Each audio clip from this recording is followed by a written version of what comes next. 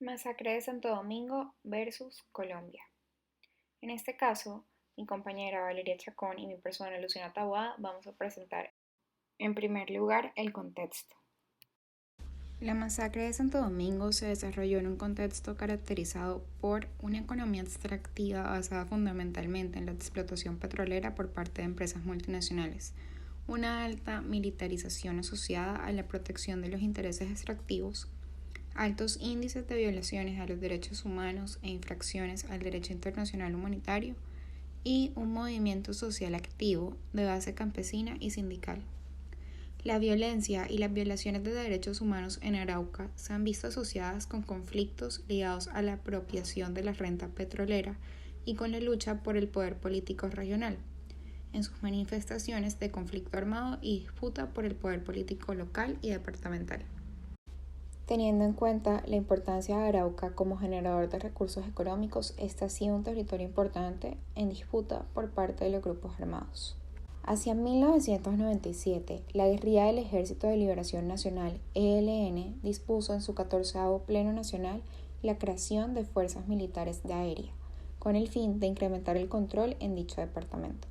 Igualmente, en la década de los 90, las FARC ingresaron al territorio con el fin de disputarle el acceso a los recursos económicos al ELN, logrando su consolidación en el departamento y restando influencia al ELN, además limitando su perímetro de acción, lo cual no significó un repliegue total de este último grupo.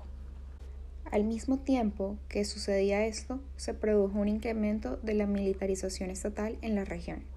Varias situaciones confluyeron para ello. Estas son la fuerte presencia de organizaciones guerrilleras, la frontera con la República de Venezuela, la actividad de las empresas multinacionales, entre otros. Estos factores económicos, políticos y militares han justificado la total militarización del departamento, el posicionamiento paramilitar y la persecución judicial y política contra las organizaciones sociales. En el departamento de Arauca, como en ningún otro en Colombia, se hizo evidente el incremento de la militarización en relación con la actividad de empresas, en su mayoría extranjeras, extractivas, para asegurar tanto la extracción del crudo como su transporte. Por otro lado, la actividad de las Fuerzas Armadas colombianas ha estado apoyada financieramente por los Estados Unidos de América, bajo la modalidad de cooperación para la lucha antinarcóticos, la cual tiene como una de sus expresiones el llamado Plan Colombia de 1998, aprobado por el Congreso estadounidense en 2000. A mediados de la década de los años 90 se había incrementado el nivel de violaciones a los derechos humanos por parte de las fuerzas militares colombianas, lo cual llevó a disminuir drásticamente el apoyo militar de Estados Unidos al ejército colombiano en 1994. En ese año, la Embajada de Estados Unidos en Colombia reportó que se había brindado ayuda antinarcóticos en 1992 y 1993 a varias unidades responsables de violaciones de derechos humanos en áreas no consideradas como zonas prioritarias de producción de drogas. Una breve recreación de los hechos. El 10 de diciembre de 1998 empezaron los sucesos que conllevarían a esta triste masacre. Todo inició el 10 de diciembre de 1998, cuando, de acuerdo a información obtenida de inteligencia, se conoció que una avioneta aterrizaría aproximadamente a las 3 de la tarde a 2 kilómetros sobre la carretera que conduce de la vereda de Santo Domingo al corregimiento de Puerto Jordán, también conocido como Pueblo Nuevo. La aeronave tendría como misión recoger un cargamento de narcóticos y entregar un armamento destinado a las FARC.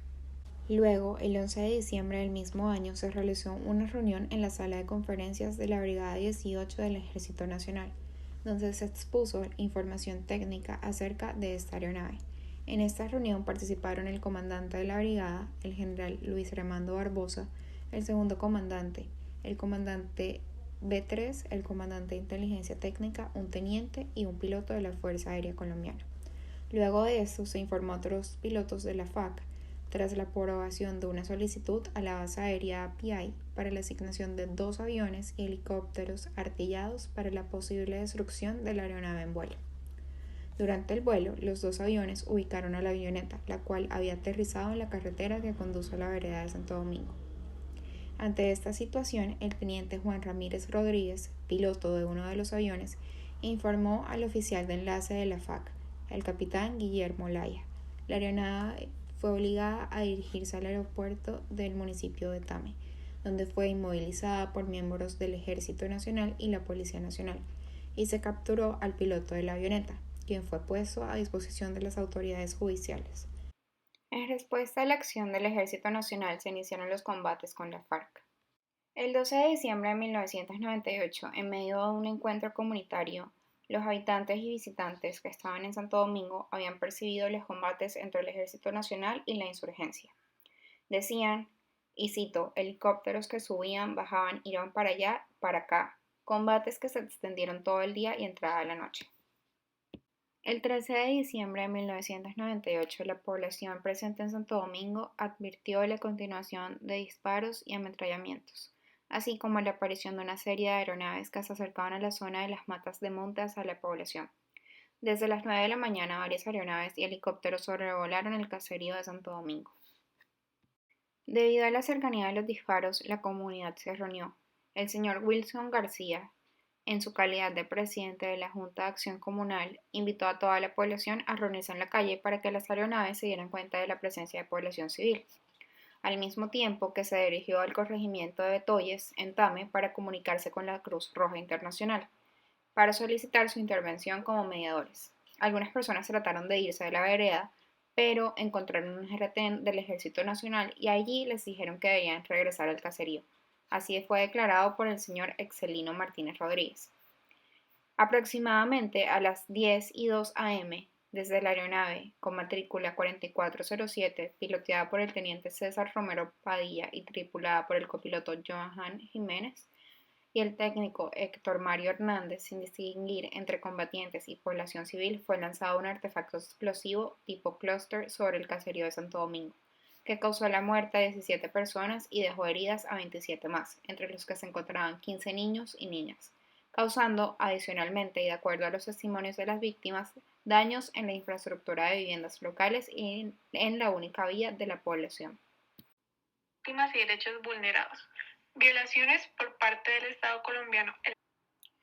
Las violaciones por parte del Estado colombiano fueron las violaciones del artículo 11 y 2 de la Convención Americana en relación a los derechos a la vida, a la integridad personal, a la protección de la honra y de la dignidad, a los derechos de la niñez, al derecho a la propiedad privada, al derecho de circulación y de residencia y las garantías establecidas en los artículos 8 y 25 de la Convención Americana, vulnerando el debido proceso y la protección judicial. Derecho a las garantías judiciales y a la protección judicial. La comisión observó que fueron adelantados procesos penales en las jurisdicciones penal militar, penal ordinaria, disciplinaria y contencioso administrativa. En cuanto a la investigación en la justicia penal ordinaria, observó que en septiembre del 2009 el juzgado 12 penal condenó en primera instancia a 3 oficiales de la Fuerza Aérea Colombiana, tripulantes de la aeronave que lanzó el dispositivo Cluster, como responsables materiales de los hechos. A pesar de ello, la comisión estimuló que no se ha clarificado en su totalidad las responsabilidades intelectuales en la planificación y ejecución del bombardeo, las que se efectuaron con la autorización de altos mandos militares. En cuanto al procedimiento disciplinario, la comisión se emitió a observar los resultados de lo actuado por la Procuraduría General de la Nación, que sancionó a 2 de los oficiales y absolvió a otro. Por último, respecto de los procesos contenciosos administrativos, la Comisión observó que tras 5 años de dictada la sentencia, en 2009 el Estado indemnizó a los familiares de 16 personas que murieron y 13 personas que fueron heridas y sus familias, lo cual valoró como esfuerzo del Estado que constituyen una reparación parcial de los daños a algunas familias, pero que no han tenido impacto en la falta de investigación y sanción de los hechos. A la vida, a la integridad personal y a las medidas de protección de los niños y niñas y deber de adoptar disposiciones de derecho interno.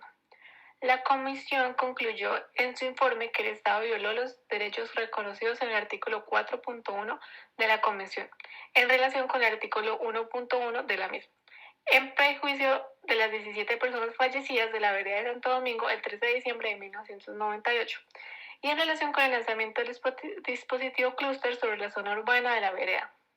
La comisión también afirmó que la circunstancia de que 27 personas hayan resultado heridas y no muertas fue fundamentalmente fortuita, y por eso consideró que la violación del artículo 4 también aplica respecto de los heridos en el bombardeo. La comisión se refirió a principios y normas del derecho internacional humanitario y consideró que la precisión de los dispositivos clúster es limitada y que tiene un gran poder antipersonal, y que quienes se encontraban en la vereda al momento del bombardeo eran civiles, lo cual era conocido por los miembros de las fuerzas públicas que tripulaban las aeronaves. De circulación y residencia y derecho a la propiedad privada.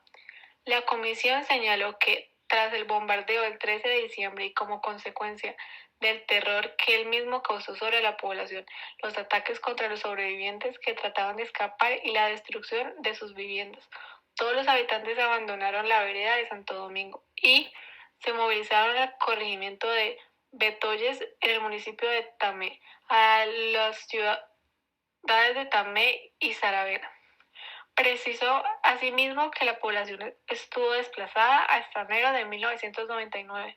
La comisión estableció en el informe de fondo que son víctimas del artículo 22.1 las personas heridas y los demás habitantes de la vereda de Santo Domingo que se desplazaron. El Estado no cumplió de manera efectiva con las obligaciones de protección inmediata que el desplazamiento forzado generó con la masacre, junto con la obligación de reparar integralmente a las víctimas respecto de la vulneración del conjunto de derechos. Impone la necesidad de generar mecanismos judiciales y administrativos de reclamación que resuelten idóneos, efectivos y que sobre todo garanticen a las víctimas la posibilidad real de recuperar su vida en condiciones de dignidad y de seguridad. Fueron desplazados todos los habitantes de Santo Domingo. El artículo 11 de la Convención Americana establece que los Estados están obligados a respetar y garantizar los derechos humanos reconocidos en este instrumento.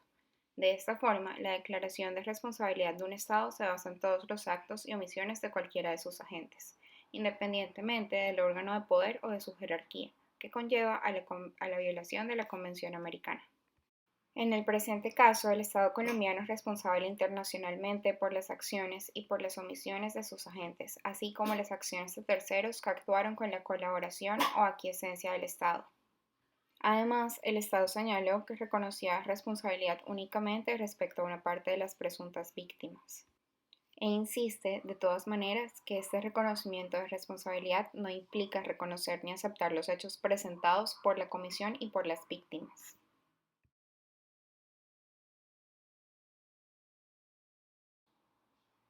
La Corte decide, por unanimidad, 1. Desestimar las dos excepciones preliminares interpuestas por el Estado, relativas a la alegada incompetencia de la Corte y a la alegada falta de agotamiento de los recursos internos.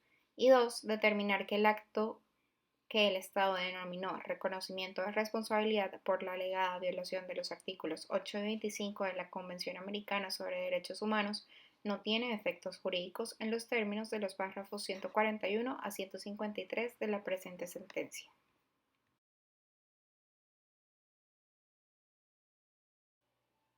La Corte Interamericana ordenó al Estado realizar un acto público de reconocimiento de responsabilidad internacional. La Corte Interamericana dispuso que el Estado publicara un plazo de 6 meses contados a partir de la notificación de la sentencia, el resumen oficial de la presente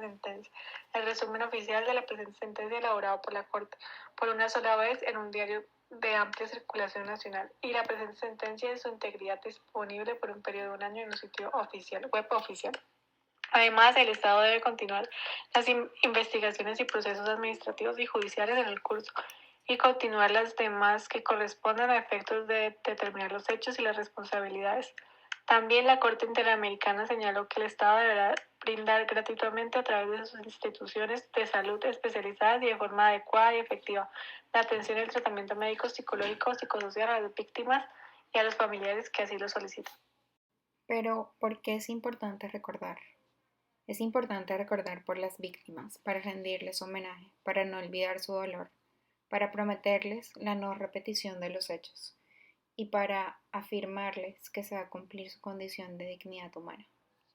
Esto también es importante para que los actores, los victimarios, acepten los hechos con su debida responsabilidad, para que haya un compromiso con la verdad, para que se reconozcan los hechos, se reconozca el dolor y para la redención, para que las víctimas, a pesar de no olvidar, puedan perdonar y puedan continuar con su vida. La memoria es lo que somos, es nuestro lapso de vida, cada recuerdo, cada momento feliz y cada momento triste. Momentos que impactan, que se marcan más en nuestros recuerdos por tener en ellos fuertes emociones imposibles de olvidar. En el caso de Santo Domingo es un claro ejemplo, sus desconcertantes escenarios de masacres y violaciones a sus derechos. Para ellos es imposible olvidar cada gesto, cada lágrima derramada, cada grito de desesperación, pidiendo ayuda a cada familia en luto por algún ser armado que se puede llevar el conflicto armado. Es importante que lo recuerden, de esta manera las heridas van sanando aunque nunca se irán.